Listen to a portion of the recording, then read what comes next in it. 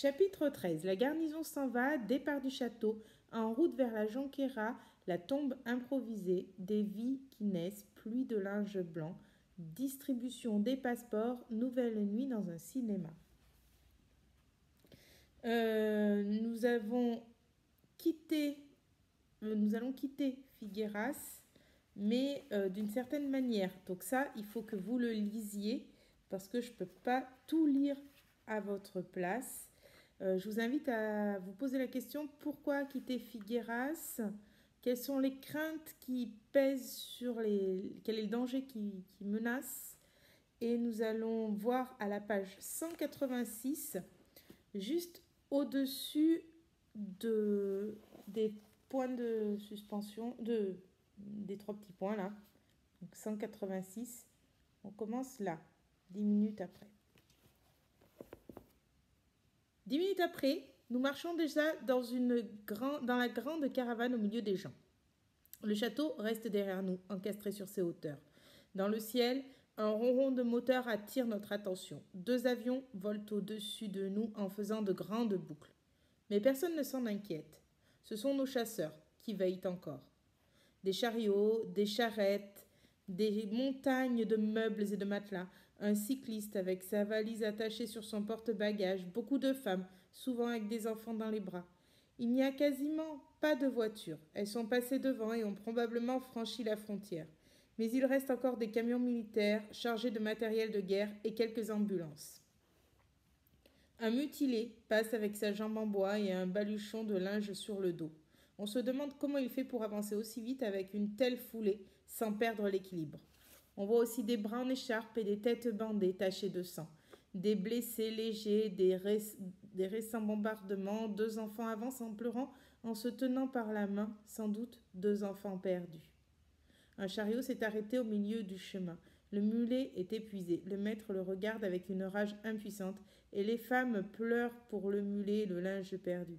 Il faut sortir le chariot du chemin et l'abandonner dans un champ d'avoine. La famille reste atterrée et en assistant à la ruine et à la mort du mulet qui commence à agoniser dans le fossé. Un accident impressionnant s'est produit. Une voiture a percuté un pauvre homme et sa tête est allée heurter un tronc d'arbre. Sa cervelle a été projetée à terre.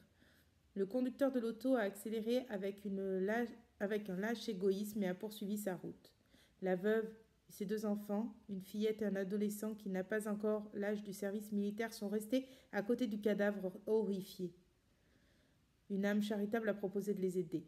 Ensemble, ils ont emporté la dépouille et lui ont creusé une tombe dans une clairière au milieu d'un fourré. Après quoi, ils l'ont enterré. Sur la sépulture, en guise d'épitaphe, ils ont posé la casquette du défunt sur une caillasse. La fillette n'a pas eu le courage de les suivre. Elle est restée là prostrée au bord du chemin à contempler, les yeux hébétés, le morceau de cervelle resté dans le fossé. Une femme enceinte s'est mise à crier et a soudainement fait un malaise. Plusieurs femmes l'entourent et l'emportent pour la cacher derrière un buisson. Et le soleil brille plus fort en cette belle matinée pour lancer ses rayons bienfaisants sur ce rideau de broussailles d'où jaillissent des gémissements plaintifs et d'où sortira bientôt le fécond miracle de la vie. Salud et Manola avancent en se tenant par le bras, en échangeant leurs peines. Juste derrière, Emilio et moi parlons d'actualité. Les autres compagnons avancent éparpillés. Peruccio, Avesilla et Avesilla sont restés en retrait. À présent, nous ne voyons plus que notre ami Peters, un bon tchécoslovaque drôle et sympathique qui marche devant nous et qui plie sous le poids de sa valise et de sa machine à écrire portative. Pourra-t-il atteindre la frontière avec sa charge? Lui, du moins, dit qu'il est prêt à marcher jusqu'en Tchécoslovaquie. De temps à autre, nous l'encourageons un peu. « Alors, Peters, comment ça va? Voulez-vous un coup de main, mon ami ?»« Oh non, pas être la peine. Moi, peu tout seul, jusqu'à Tchécoslovaquie. » Il s'arrête un instant pour changer sa valise et son coffret de main, puis il reprend philosophiquement son chemin. Toutes les 5 minutes, Salud se retourne vers son mari. « Combien de temps reste-t-il pour arriver au village ?» Et Criado Romero lui répond d'un air résigné en regardant sa montre. 5 minutes de moins. À mesure que nous avançons, un spectacle pour le moins étonnant s'offre à nous. Bordant la longue route, une quantité infinie d'objets farfelus dont la présence nous surprend dans ce paysage champêtre gît des deux côtés du chemin. Des chaises, des tables, des casseroles, des pots de chambre, des plats, des écumoires, des brosses à chaussures, des lits, des couvertures, des matelas, des malles ouvertes, des valises éventrées. Les restes du naufrage que la route a rejeté au fil de l'eau. De temps à autre, un chariot abandonné jeté dans les champs, les barres d'attelage cassées ou les roues brisées. Un choc sans doute, ou peut-être la fatigue qui a eu raison d'émuler. Plusieurs sont tombés ainsi, comme celui que nous avons vu moribond tout à l'heure.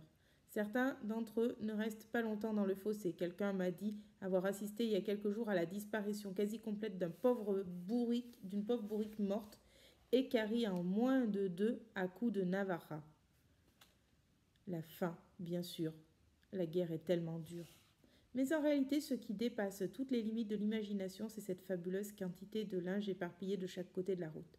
En particulier, de linge blanc. À certains endroits, il forme de véritables monticules. Il y a des draps neufs, blancs comme l'hermine, des thés d'oreiller ornés de dentelles, des dessus de lit, des nappes, des serviettes, des chemises, des caleçons, des culottes, des maillots de corps. On voit des vêtements pour enfants, du linge jusqu'au tablier d'école, des ceintures, des mouchoirs, des brassières en velours, des torchons de cuisine, un assortiment complet qui pourrait faire le bonheur de 1000 maîtresses de maison. Mais au lieu de ça, ils vont pourrir sous le soleil et la pluie sans que personne n'y touche. En effet, à quoi bon faire des provisions dans ce grand bazar de la déroute, puisqu'il n'y a ni l'énergie ni les moyens d'emporter ce trésor que la tempête de la guerre a rejeté au bord du chemin, puisque ce qui compte à présent, c'est de marcher le plus vite possible et de porter le moins de poids possible sur le dos pour que la vie au moins échappe au naufrage. Personne ne s'arrête pour fouiller dans ce linge abandonné. Chacun poursuit son chemin sans accorder la moindre attention à cette fortune pratiquement inestimable. Et seul le vent qui joue allègrement avec tous ces vêtements oubliés les gonfle comme des voiles et les emporte au loin, par milliers, couvrant ainsi de leur blancheur la campagne. Pluie de linge blanc, spectacle inattendu, vision étrange, dramatique, absurde et pittoresque, comme si, au pied des Pyrénées, s'était posée une immense volée de palombes. Lorsque, fatigués par notre longue marche, nous arrivons enfin à la Jonquera, cela fait déjà longtemps que le soleil a traversé les zéniths. Nous avons faim et nous sommes épuisés. Voici donc un petit morceau du périple que poursuit le narrateur et ce qui lui reste de sa famille, puisqu'une autre partie de sa famille est partie en train. On ne sait pas où, on ne sait pas comment, et on ne sait pas vraiment sous quelles conditions.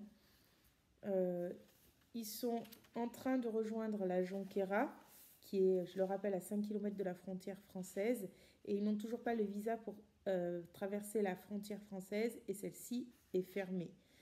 Donc ils s'éloignent puisque Figueras est devenu invivable, et vous savez pourquoi, et en même temps ils ne savent pas vraiment où ils vont, puisqu'ils vont se retrouver bloqués, car ils ne pourront pas traverser sans visa, et le visa, ils ne l'ont pas. Je m'arrête là et on se reprendra au chapitre 14. Vous, j'attends de vous que vous lisiez tout le reste du chapitre. Je ne peux pas tout lire, et c'est pas pour ça que ce n'est pas important et intéressant pour comprendre de la suite de l'histoire. Je compte sur vous.